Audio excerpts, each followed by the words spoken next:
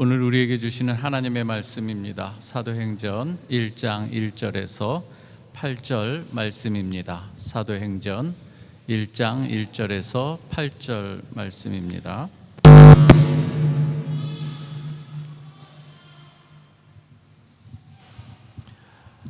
교독하겠습니다. 데오빌로여, 내가 먼저 쓴 글에는 무릇 예수께서 행하시며 가르치시기를 시작하심부터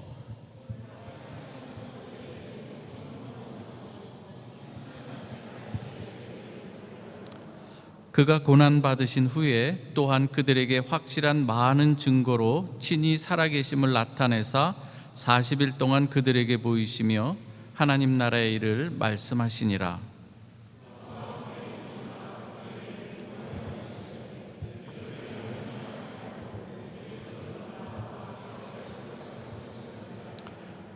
요한은 물로 세례를 베풀었으나 너희는 몇 날이 못되어 성령으로 세례를 받으리라 하셨느니라.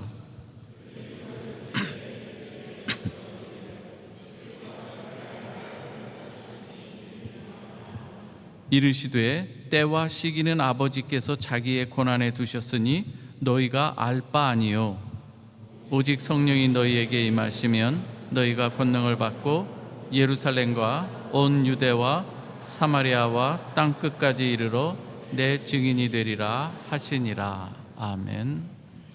이 시간에 우리 중창단 특송이 있겠습니다. 하나님의 은혜임을 고백합니다. 저희가 이곳 예배당에 올 수 있는 것도 하나님의 은혜요, 우리가 숨을 쉴 수 있고 하나님 만물 창조하시니 자연을 볼 수 있는 눈도 허락해 주신 것도 감사합니다. 하나님, 오늘 이 시간에 정말 이 찬양 올려드린 것처럼 우리의 모든 삶 가운데 하나님의 은혜임을 늘 고백하며 하나님께만 영광 돌리는 우리 성도들의 삶이 되게 하여 주옵소서. 이 시간 말씀을 듣는 시간이오니 친히 역사하여 주옵소서. 말씀의 주인 되신 분도 우리 주님이시오니 주께서 원하시는 그 하나님의 이 말씀들 잘 깨달아 알아들을 수 있도록 저희 마음도 열어 주옵소서. 예수 그리스도의 이름으로 기도하옵나이다. 아멘. 어제는 우리 여러 성도님들이 정말 기도해 주시고 또 중보해 주시고 또 아주 많은 이 후원들을 또 해 주시는 가운데 우리 청년 우리 수련회를 잘 마치고 돌아오게 되었습니다. 장년들이 찬양과 반주도 이렇게 반주로 섬겨 주셨고요. 또 몇몇 분들은 직접 이렇게 또 방문해 주시고 함께 기도로 동참해 주신 분도 있습니다. 또 음식으로도 이렇게 또 섬겨 주신 분도 있고요. 대신해서 제가 감사를 드립니다. 오늘 아침에 이렇게 이른 아침에 수련회를 마치고 돌아오는데 참 아름답더라고요. 그 새벽에 이렇게 또 조금 이른 시각이지만 그 올 때에 그 자연 만물들이 얼마나 아름다웠는지 모르겠습니다. 우리가 이 청년부 수련회 보고는 이 다음 주에 우리가 보고 드리도록 하겠습니다. 오늘은 우리 사도행전 1장 1절에서 이 8절 이 말씀을 우리가 가지고 약속하신 성령을 기다리라는 이 제목으로 말씀을 증거하고자 합니다. 우리는 이미 이 성령 받으신 분들인 줄 믿습니다. 예수를 영접하신 분들은 이미 성령을 받으신 분들인데요. 그래서 조금 더 구체적으로 이 설교 본문을 좀 소개해 드리고 싶다면 성령 충만해야 하는 그 이유로 이렇게 여러분에게 말씀드리고자 합니다. 오늘 특별히 이 본문 가운데 사도행전 1장 이 8절 말씀 아마 여기서 암송하시는 분들 되게 많지 않을까요? 오직 성령이 너희에게 임하시면 너희가 권능을 받고 예루살렘과 온 유대와 사마리아와 땅 끝까지 이르러 내 증인이 되리라 하시니라. 그렇죠? 너무 잘 아는 내용입니다. 그런데 우리가 이 말씀, 이 사도행전 1장 8절의 이 말씀이, 그래서 우리는 전도나 선교나 어떠한 이 특정한 이 행사 때도 우리가 잘 또 암송해야 하는 구절로 많이 이렇게 우리에게 익히 들려온 말씀인데요, 우리가 이 말씀을 좀 어떤 맥락에서 주어졌는가 할 때 그 의미를 우리가 좀 생각해 볼 필요가 있습니다. 어떤 맥락에서 주어졌는가 하면은요, 제자들의 질문으로 시작이 되죠. 1장 6절에 보면은 이렇게 말합니다. 그들이 모였을 때 예수께 여쭈어 이르되 주께서 이 나라를 회복하심이 이때니까. 그런데 이 질문은 또 언제 지금 하는가를 우리가 좀 살펴보면은요, 우리 주님께서 이제는 앞달라가 요약을 하는 건데요, 부활하신 후에 자신이 모든 것을, 이 증거를, 부활하신 것을 보여주시면서 특별히 하나님 나라에 대해서 40일간을 아주 마치 인텐시브로 특강하듯이 40일간을 집중적으로 제자들에게 가르치는 이 내용을 여기서 기록을 하고 있습니다.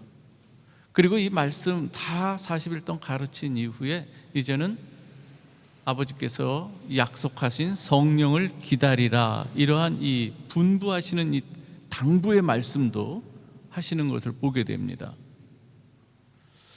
이 이후에 이 제자들이 이제는 예수께 질문하는 것이죠.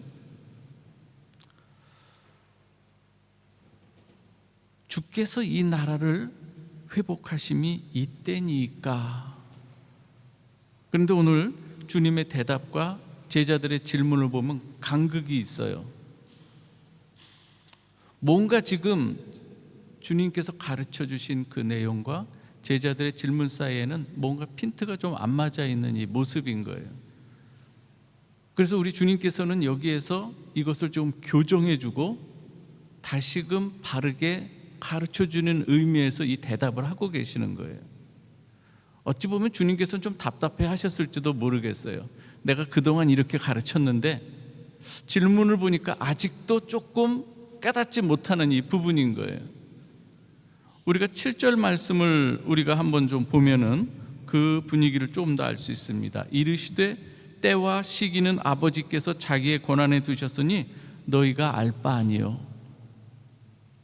그런데 오늘 여기서 어떤 간극이 있는가를 우리가 살펴보면 이렇습니다. 제자들의 이 질문을 가만히 살펴보면 질문 가운데 이런 내용인 것이지요. 하나님의 이 나라가 이스라엘에 임하는 때가 언제입니까로 물어보고 있는 거예요. 다시 말하면 여러분들이 보면 킹덤이라고 하는 이 하나님의 나라가 어디에 투 이스라엘에 임하는 때가 언제입니까? 이렇게 물어보는데 우리 주님께서는 시기와 때에 대해서는 우선 차후로 너희가 알 바 아니라고 말씀하시면서 가장 핵심적인 이 부분을 다시금 교정해 주시는데 8절입니다. 그러면서 그게 아니고 너희가 지금 생각해야 될 것은 너희가 생각하는 하나님 나라 킹덤이 투 이스라엘이 아니고 오히려 예루살렘과 온 유대와 사마리아와 땅끝까지 이르러 내 증인이 되는 거야. 이 말씀을 지금 하시는 걸 우리가 알아야 되는 것이죠. 어찌 보면 비슷한 것 같지만 굉장히 다른 거예요. 제자들은 지금 굉장히 여전히 민족주의나 국수주의적인 신앙, 그러한 이 모습 가운데 이스라엘 중심으로 지금 하나님 나라가 임하는 때를 생각하는 거예요. 저는 어찌 보면 이 질문들이 이스라엘 민족, 유대 민족에게 있어서는 어찌 보면 한이 서린 질문일 수도 있어요. 왜 그렇습니까? 한번 이스라엘 역사를 한번 좀 여러분들이 생각해 보면은 애굽에 압제 받았다가, 그렇죠? 바벨론으로, 페르시아로, 메데, 헬라, 로마로 이어지면서 큰 제국, 그들의 이 복속되어서 살아왔던 오랜 세월들이 있는 거예요. 언제 메시아가 오시려나 생각하면서 그 하나님 나라가 이 땅에 오실 때를 지금 묻고 있는 것은 어찌 보면 이해가 되는 질문이기도 하죠. 우리나라가 언제 통일이 될까요? 우리 물을 수 있는 것과 마찬가지죠. 그런데 지금 우리 주님께서는 하나님 나라의 일을 제자들에게 쭉 가르치시면서 나중에는 이 누가복음 24장 말미에 보면 이런 것이 있어요. 너희가 이제는 하나님의 그 놀라운 이 성령을 통해서 이제는 증인이 되어야 된다. 어디? 땅 끝까지 이르러 증인이 되어야 된다는 것을 이미 말씀하셨어요. 하나님 나라의 일이에요. 그런데 여전히 제자들에게 있어서는 그 하나님의 그 일, 그 모든 섭리, 하나님께서 계획하신, 마치 창세기 12장 3절에 나오는 너희로 말미암아 모든 족속이 복을 얻으리라 하는, 얻게 될 것이라고 하는 하나님의 원대한 이 계획, 이 섭리들을 여전히 이스라엘 민족들은 잘 깨닫지 못하는 거죠. 혹시 여러분들을 향해서 하나님께서 은혜를 베푸시고 구원을 베푸셨습니다. 그리고 여러분들을 통해서 뭔가를 이렇게 원하시는 이 시점에서 여전히 내 가족, 내 자녀 바운더리를 넘어가지 못하는 이러한 이 모습이 있다고 한다면 오늘 이 말씀을 한번 잘 생각해 봐야 되는 거 아니겠습니까? 오늘 우리 이 주님의 이 대답, 제자들의 질문에 대한 이 대답, 너희는 알 바 아니고 오직 성령이 임하시면 너희는 권능을 받고 예루살렘으로부터 유대와 사마리아 땅 끝까지 이르러 내 증인이 되어야 할 것이다. 이 말씀을 우리는 잘 새겨들어야 할 것입니다. 제자들의 이 문제는 무엇인가 하면 주님의 이 부활을 목격했음에도 불구하고 여전히 자기 중심적인 신앙에서 벗어나지 못하고 있는 이 모습인 것이죠. 우리가 이 신앙생활을 하면서 우리는 이러한 이 모습을 많이 보게 되는데요, 우리 주님께서는 분명 이스라엘 나라에 대한 이 회복의 가능성을 완전히 차단하는 것은 아닙니다. 하지만 그때와 시간은 아버지의 권한에 두시면서 분명하게 말씀하는 것은 이제는 너희가 자기 민족이나 국수주의적인 신앙에 머무르지 말고 이제는 제자들에게 영적 시각을 좀 새롭게 해주시는 그 도전의 말씀이 8절이라고 할 수가 있는 것이죠. 여기서 우리는 아버지께서 약속하신 성령을 기다려야 하는 이유에 대해서 우리는 생각해 볼 수가 있는데요, 잠시 우리 주님께서 공생의 기간 동안에 보혜사 성령에 대해서 여러 차례 말씀하셨는데 그 말씀들 제가 한번 여러분에게 들려드리겠습니다. 잘 한번 생각해 보시기 바랍니다. 주님께서 성령을 보내시겠다 약속하셨는데 그 성령께서 어떠한 분이신가를 한번 여러분 잘 들어보시기 바랍니다. 요한복음 14장 16절이에요. 내가 아버지께 구하겠으니 그가 또 다른 보혜사, 그러니까 우리 주님도 보혜사예요. 또 다른 보혜사를 너희에게 주사 영원토록 너희와 함께 있게 하리니 그는 진리의 영이라. 우리 주님께서 제자들과 공생의 기간 동안 함께 하셨어요. 이제 주님 승천하시면서 대신 보내시는 영인 거죠.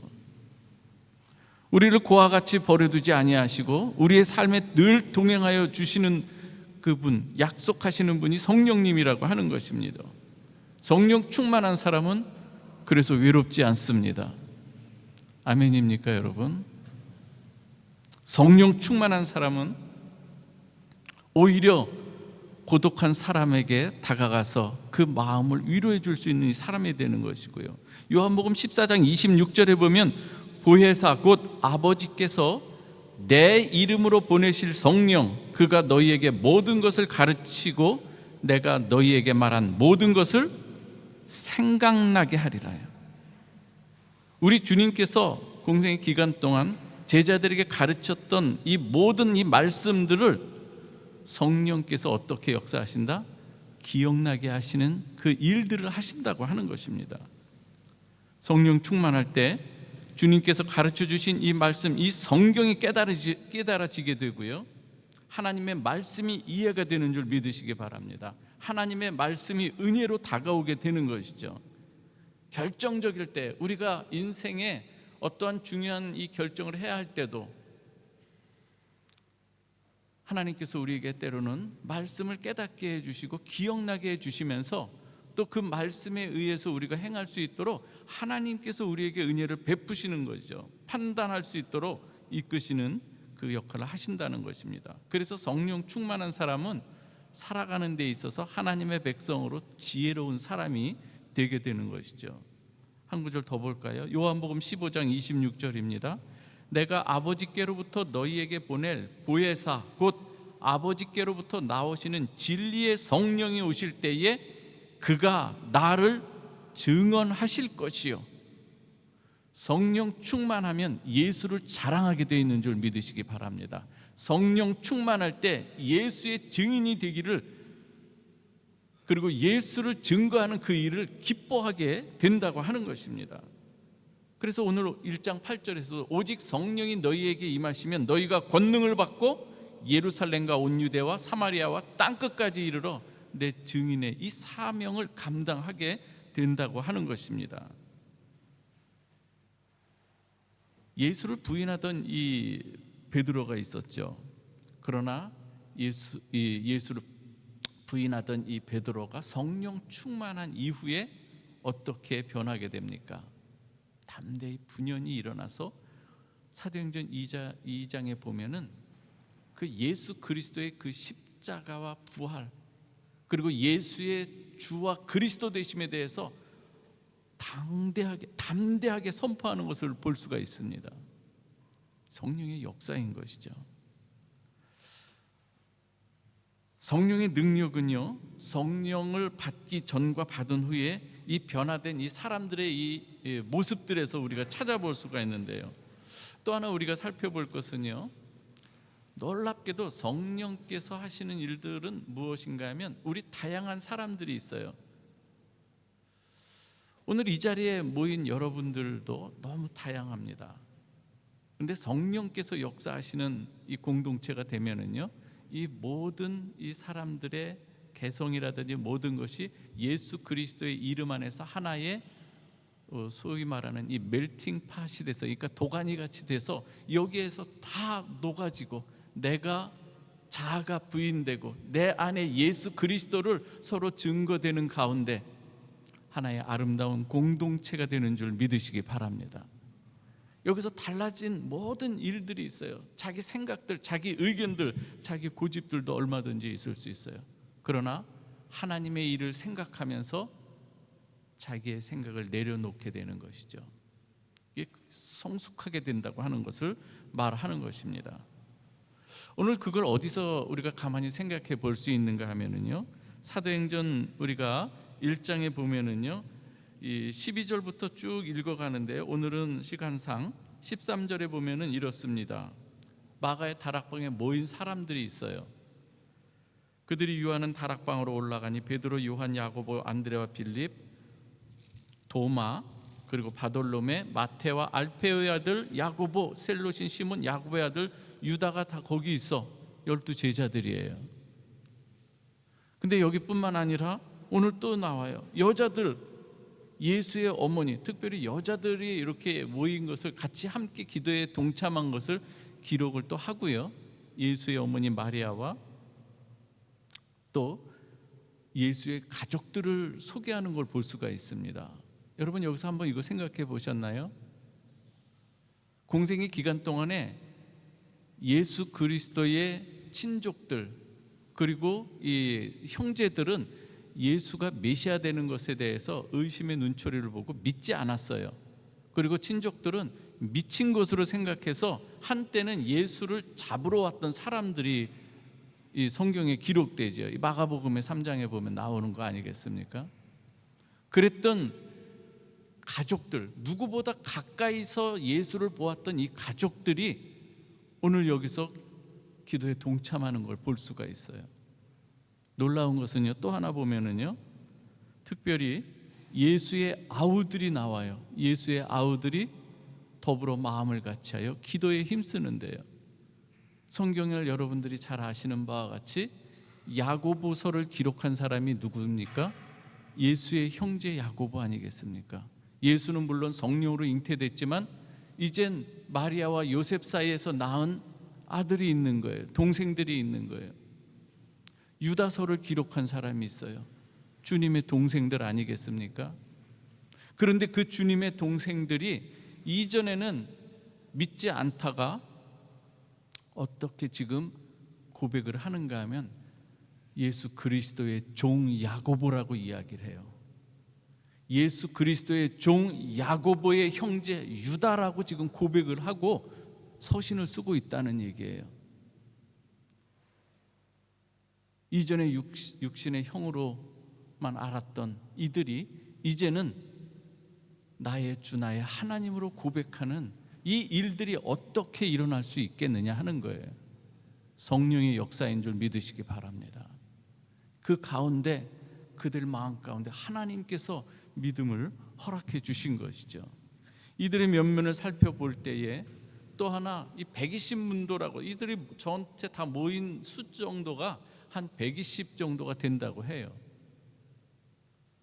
예수 그리스도 앞에서 부인하고 배신하고 때로는 제자들조차도 누가 크냐 누가 먼저냐 누가 높으냐 이렇게 서로 시기하고 다투던 이들 아니었습니까? 그런데 이들이 지금 다 모여서 기도하고 있는 거예요. 무엇을 위해서 기도하고 있을까요? 주님께서 말씀하신 약속의 성령을 기다리며 기도하는 이 모습들인 것이죠. 그 결과 오순절 성령 사건이 사도행전 2장에서 일어나게 되는 것이죠. 거기로부터 제자들의 모습이 변화되는 것을 보게 됩니다.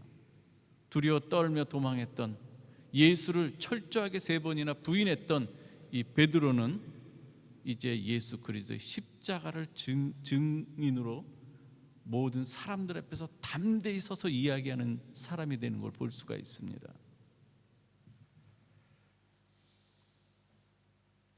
또 하나의 예를 한번 좀 볼까요? 오늘 이 말씀처럼 여전히 이 제자들의 영적 시각이 안 열린 이 상태가 있었어요.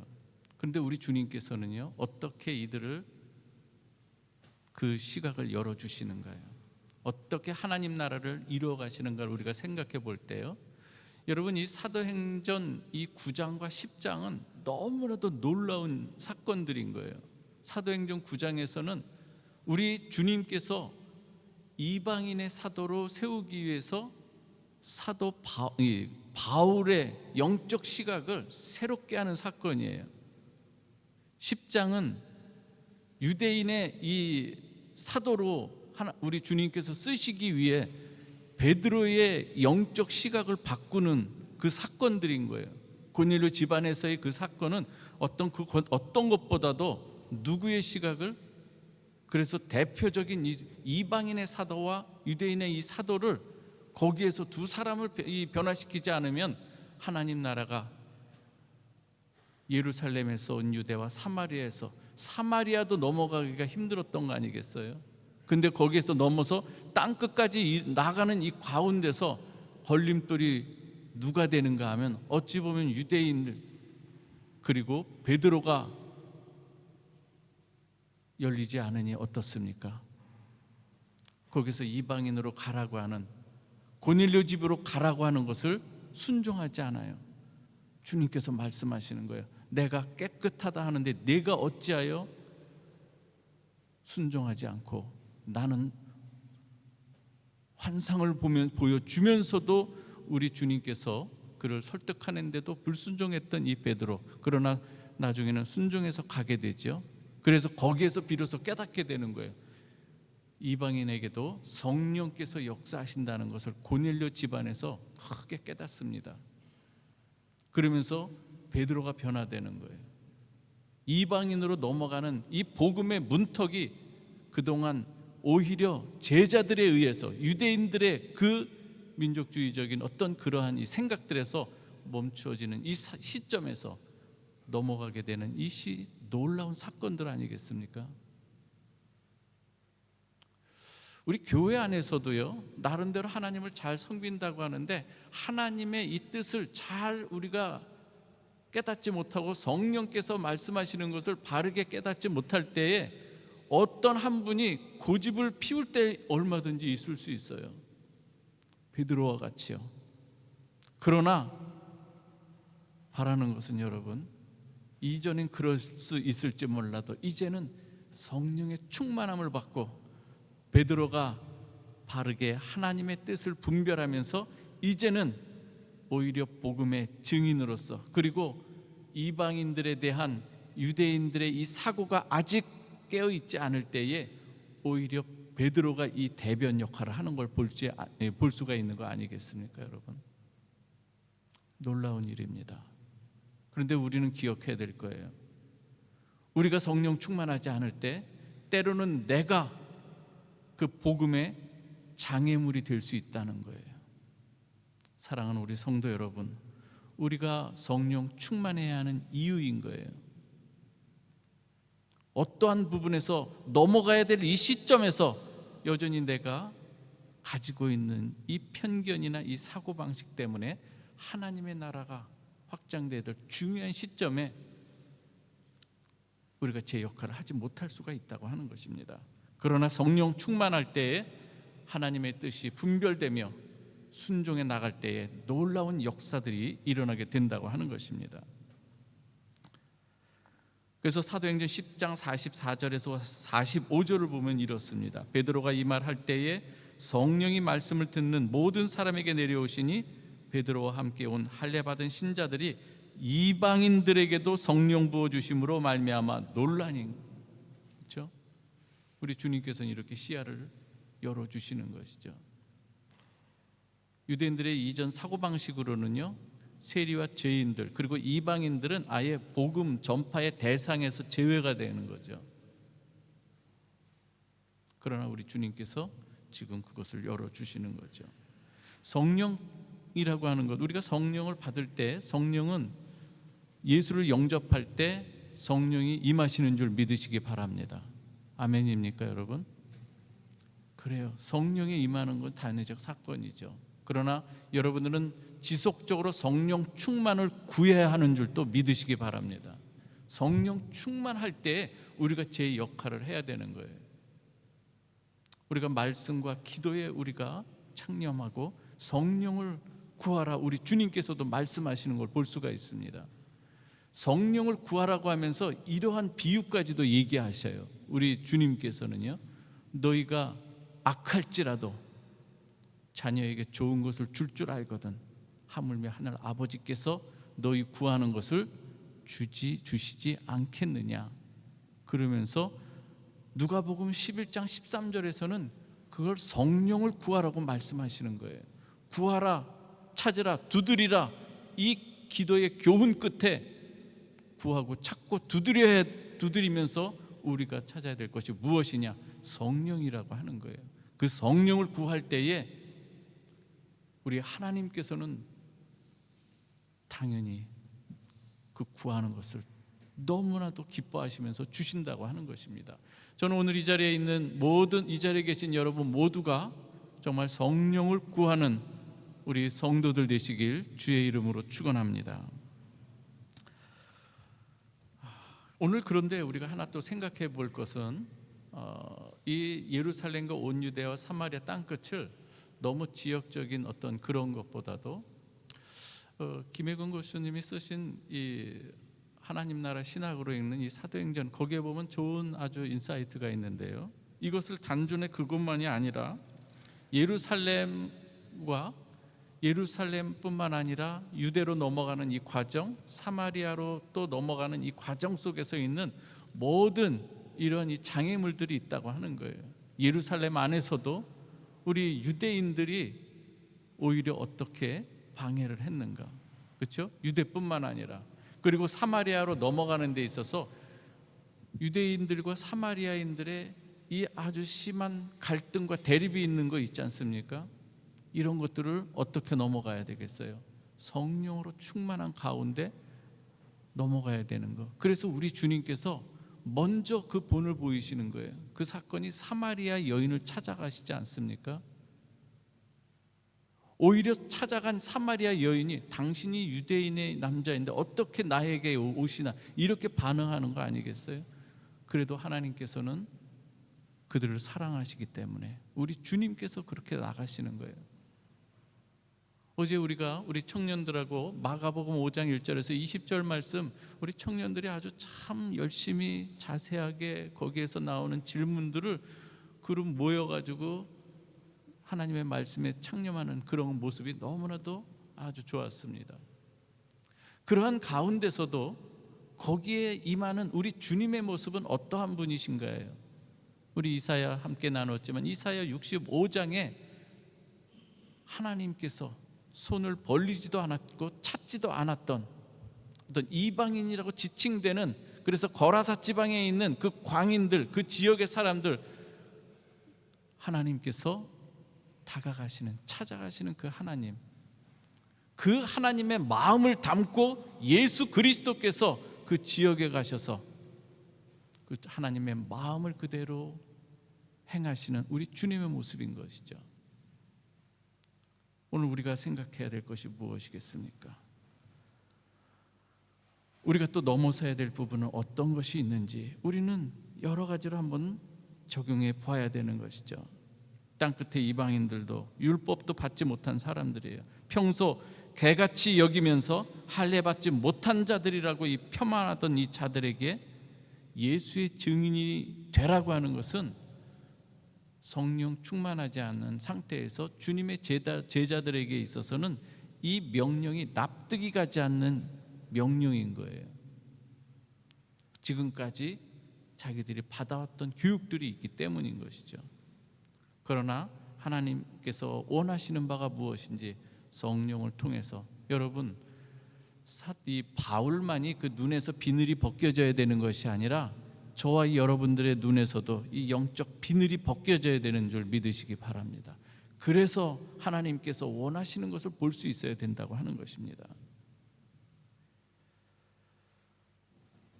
하나님의 일을 바르고 능력 있게 감당하기 위해서는 당연히 우리가 성령 충만해야 되는 줄 믿습니다. 성령 충만은 곧 예수 충만이고 성령 충만은 곧 말씀 충만입니다. 왜요? 예수의 영이 곧 성령이기 때문에 그렇습니다. 성령 충만한 사람의 표지는 성령 충만할 때 오히려 불평과 불만이 사라지고 주위 환경에 관계없이 여러분 감사할 수 있는 자가 되는 줄 여러분 기억하시기 바랍니다. 성령 충만할 때 내 형편에 상관없이 때로는 나눌 줄도 알고 섬길 수 있게 되는 거예요. 나눔의 손길과 섬김의 손길은요, 내가 얼마나 가지고 있는 것이 아니라 주님께서 얼마나 나를 사랑하시는가를 깨달을 때, 초막이나 궁궐이나 내가 어디에 거하든지 오히려 베푸는 자, 대궐에 산다고 해서 그 사람이 베푸는 손이 되는 게 아니에요. 그러나 작은 집에 살더라도 성령 충만한 사람은 사랑의 손길로 나아가게 된다고 하는 것이죠. 하나님의 일을 감당할 때 이 기쁨으로도 봉사하게 되는 걸 볼 수가 있습니다. 성령 충만할 때 치유와 회복의 역사도 일어나고요.